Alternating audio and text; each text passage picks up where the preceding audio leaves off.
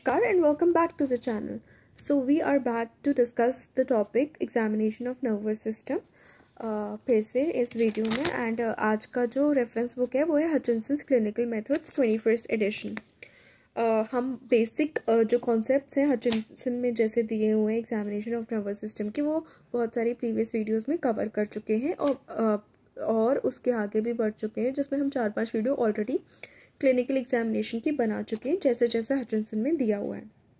सो आप पिछली वीडियोस देखने के लिए नीचे दी हुई लिंक्स में से जाकर जो टॉपिक आपको देखना हो आप देख सकते हैं।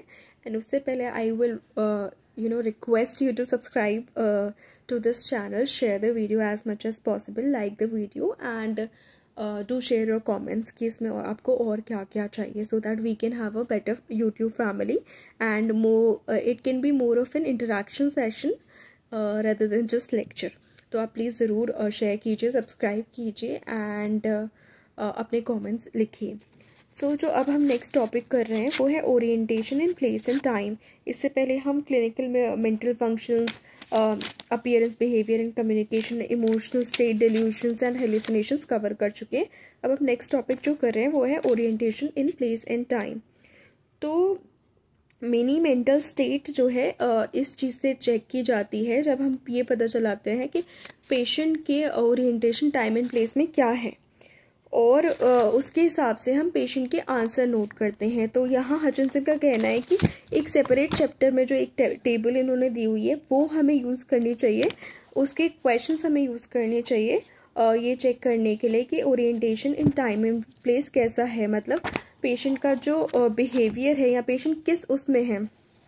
ओरिएंटेशन के लिए क्या शब्द यूज़ करेंगे, मतलब किस स्टेट में है, क्या टाइम वो जज कर पा रहा है, जो प्लेस है वो उसको पहचान पा रहा है या नहीं। तो ये सब जज करना ज़रूरी है मेंटल एग्जामिनेशन के वक्त और clinical examination of nervous system के वक्त। तो जो सिम्टम को जो टेबल यहाँ पे दी हुई है वो चैप्टर में दी हुई है साइकेट्रिक हिस्ट्री के, लेकिन वही सिमिलर टेबल यहाँ पे orientation in time and place जानने के लिए यूज़ करेंगे। तो सिम्टम इटसेल्फ, सिम्टम क्या है, date and time of onset, कब ऑनसेट हुआ था, क्या पेशेंट को ये याद है कि डेट कब थी, ऑनसेट कब था, कब से बिगड़ा था। अगर पेशेंट को याद नहीं है तो उसके रिलेटिव्स से पूछेंगे या कोई आसपास है उससे पूछेंगे। एग्रेवेटिंग एंड रिलीविंग फैक्टर्स क्या हैं कि किस चीज़ से बढ़ रहा है, किस चीज़ से घट रहा है।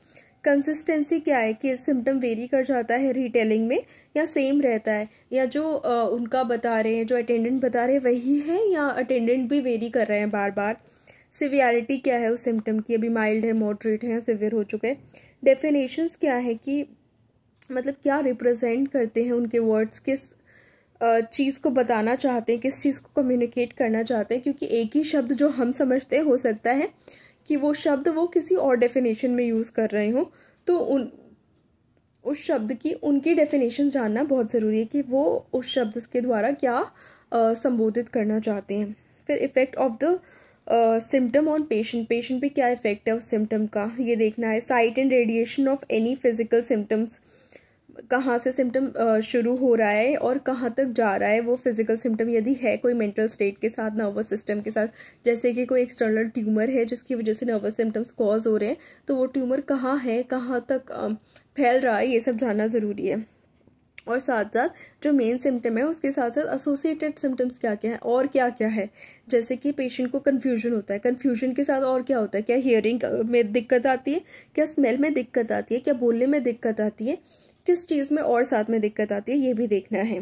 और कोई जो प्रीवियस हिस्ट्री है, जैसे कि अगर पेशेंट थोड़ी थोड़ी चीज़ें भूल जाता है तो क्या वो पहले भी कभी भूलता था या अभी ये एपिसोड्स आ रहे हैं, तो any previous history of related problems, तो ये भी जानना बहुत ज़रूरी है उसी एग्जामिनेशन के दौरान। तो ये होता है orientation in place and time कि बंदा जहाँ प्रेजेंट है वहाँ को महसूस भी कर पा रहा है कि हाँ मैं यहाँ हूँ, और उसको टाइम को जिस टाइम में है वो है, उसकी नॉलेज भी है या नहीं है, पास्ट में ढंग से जा पाता है या नहीं, ये सब जानने के लिए ये सेट ऑफ क्वेश्चनर हम ले सकते हैं। बाकी क्लिनिकल एक्सपीरियंस के अकॉर्डिंग जो जो क्वेश्चंस उस वक्त हमें ठीक लगते हैं वो भी हमें पूछने चाहिए।